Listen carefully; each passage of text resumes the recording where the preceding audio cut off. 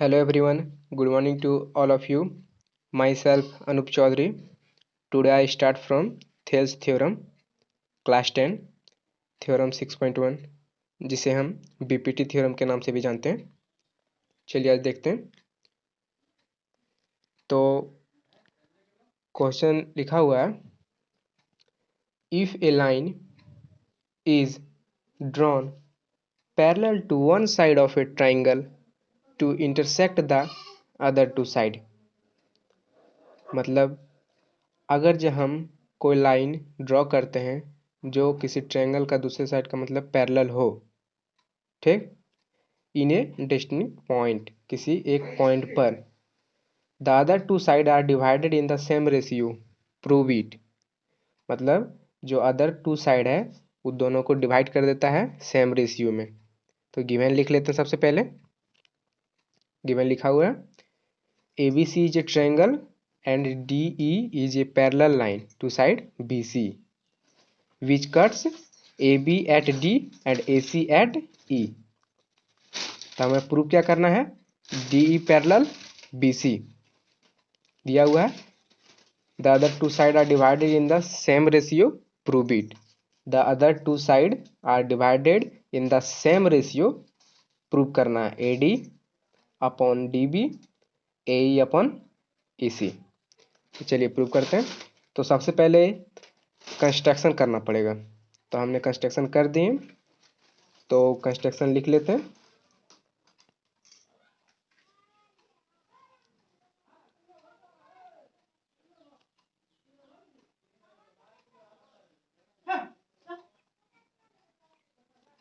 Join BE and CD,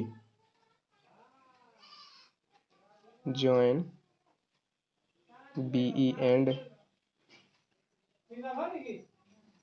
CD and draw EF perpendicular AB, EF perpendicular AB and DN perpendicular AC, and draw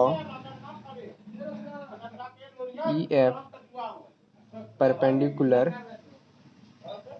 AB and DN perpendicular AC।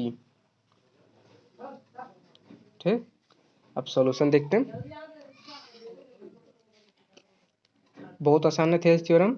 एक triangle है, बोला है अगर जो कोई line हम draw करें जो कि ट्रायंगल के दूसरे साइड का पैरेलल हो, तो क्या करता है, वो बराबर हिस्सों में बांट देता है उसका जो अलग दो साइड रहता है उन दोनों को। तो चलिए सॉल्यूशन देखते हैं।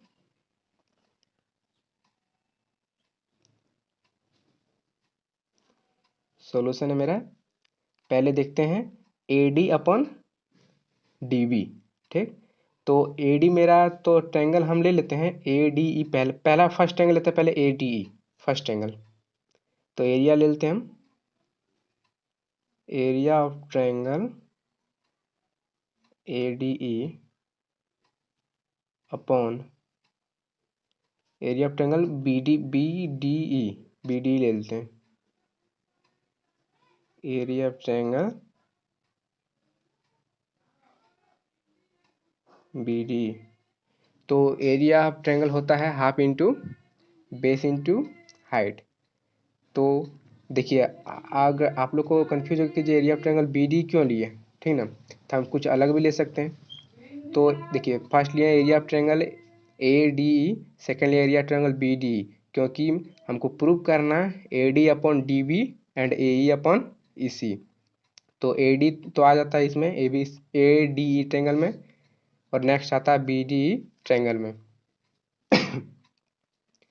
तो हाफ इंटू बेस मेरा हो गया AD एंड हाइट मेरा हो गया EF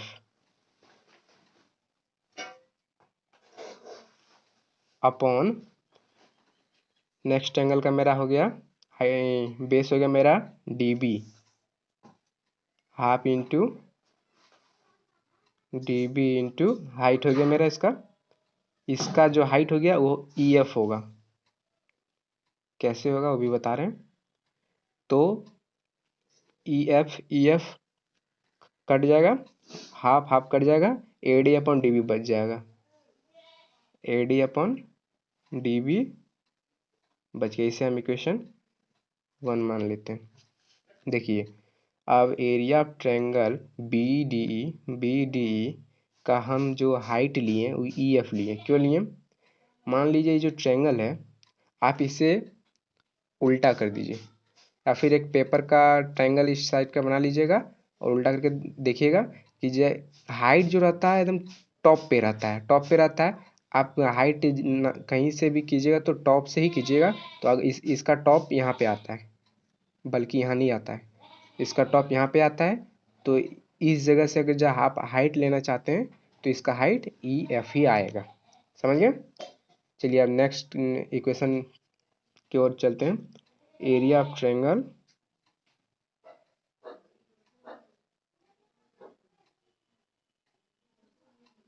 A D upon area of triangle C E D.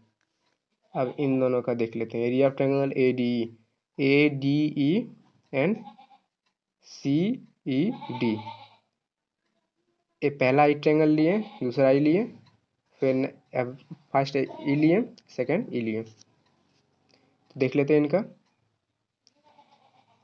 क्या होता है। हाफ इंटू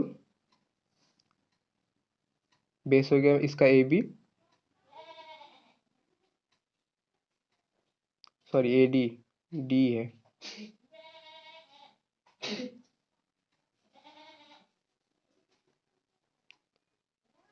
इंटू इनका हाइट हाइट हो गया डी एन।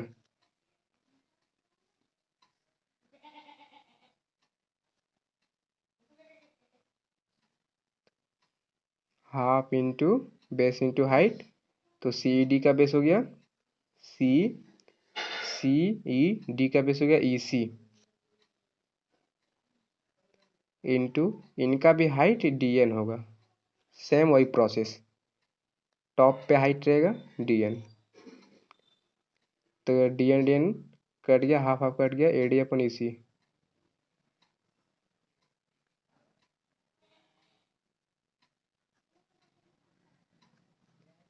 इसे हम इक्वेशन 2 मान लेते हैं। तो चलिए देखते हैं। ओहो सॉरी सॉरी सॉरी, इस जगह पे ई होगा, डी नहीं होगा, ई होगा, ए ई अपॉन ई सी। मैं भी कंफ्यूज हो गया था। A E base, D N height, A E C base, D N height. ठीक, इसे हम इक्वेशन 2 मान लिए। अब नेक्स्ट की ओर चलते हैं। Therefore area of triangle B D is equal to area of triangle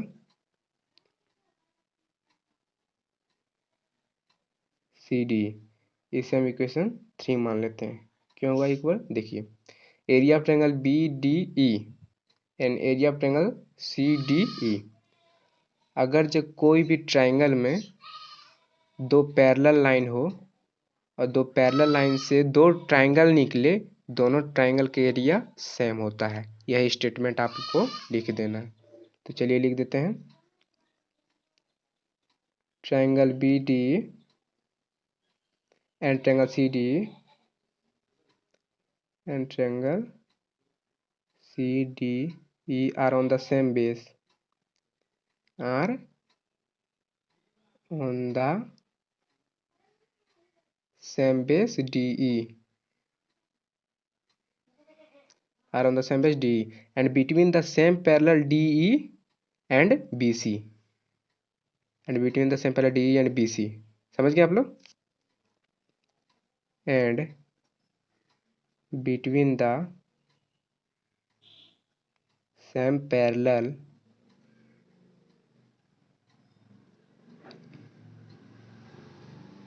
DE and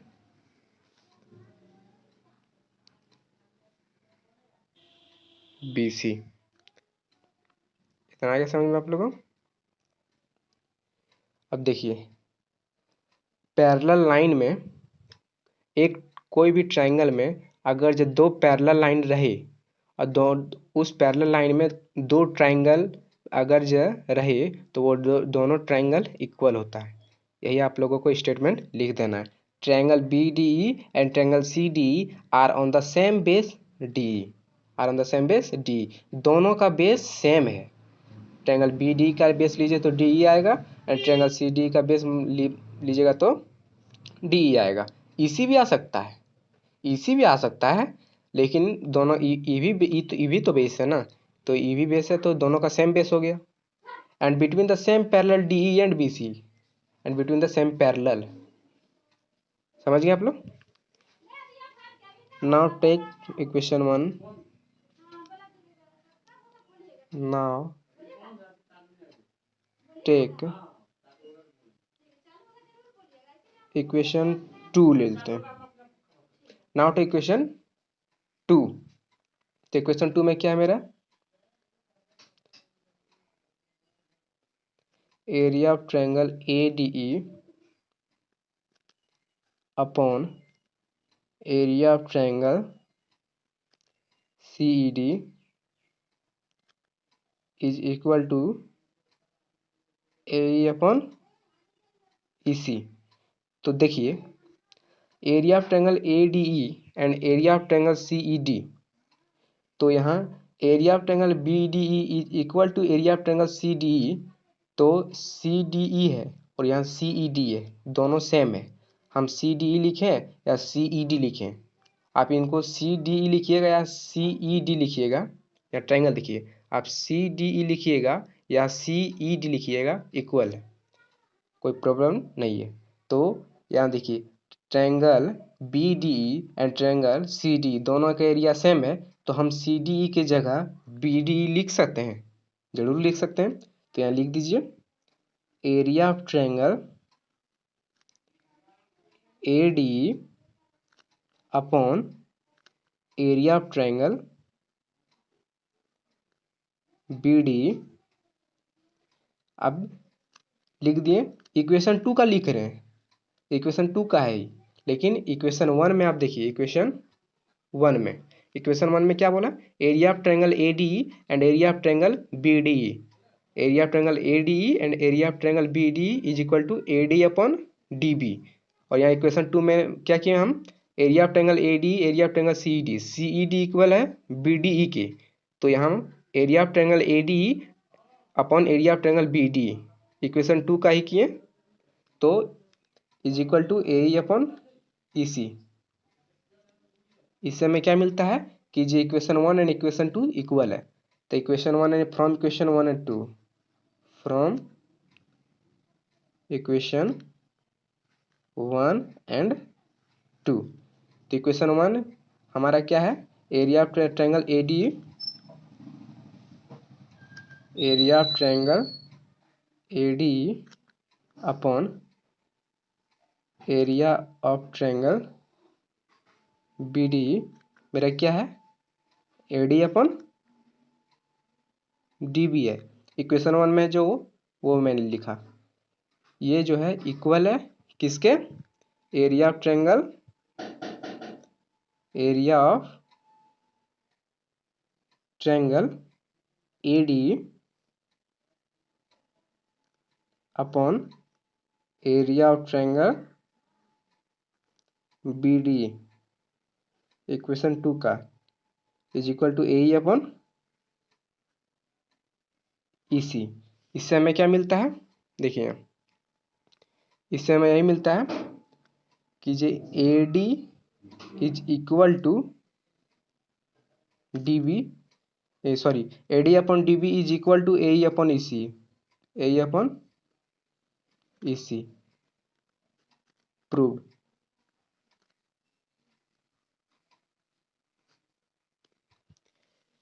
कुछ नहीं है, देखिए मैंने क्या किया, सबसे पहले ट्रायंगल है, ट्रायंगल में बताया कीजिए if a line is drawn parallel to one side of a triangle, एक लाइन को ड्रॉ करते हैं जो पैरेलल होगा किसी दूसरे साइड ट्रायंगल का। To intersect the other two side, to intersect the other two side, intersect करता है in distinct point. The other two side are divided in the same ratio, prove that. जो दोनों side है उन दोनों को same ratio में divide करता है, उन्हीं को प्रूव करना है। तो प्रूव हमें क्या करना है, A D upon D B is equal to A E upon E C. तो पहले कंस्ट्रक्ट कर लीजिएगा, कंस्ट्रक्ट कर लीजिएगा, ठीक। B C B E and C D को। तो फर्स्ट ट्रायंगल लीजिएगा, सॉल्यूशन पहला, area of triangle A D upon area of triangle B D, half into base into height से कटा दीजिएगा, A D upon D B first equation. And second equation, first बात याद रखिएगा कि अगर जब कोई भी ट्रायंगल में अगर जब पैरेलल लाइन में कोई भी दो ट्रायंगल बने, अगर जब पैरेलल लाइन में कहीं दो ट्रायंगल बने, अगर जब पैरेलल लाइन में कोई दो ट्रायंगल बने तो वो दोनों का एरिया सेम होता है, वो दोनों का एरिया सेम होता है। तो ये रहा थेल्स थ्योरम। Thank you.